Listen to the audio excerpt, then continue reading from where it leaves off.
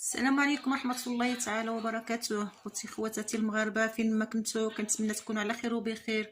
المهم كيف ما قلت لكم في ستوريات السابقة وفي الفيديو السابق بان المغاربة غادي يربحوا ان شاء الله، وكنتمنى تشجعوهم وتعاونوهم بالدعاء، تعاونوهم بالتشجيعات، لان الانسان ملي كيكون فرحان راه يقدر يريب الجبل وما يحسش، لان الانسان ملي كيكون فرحان متفائل كيخدم مزيان.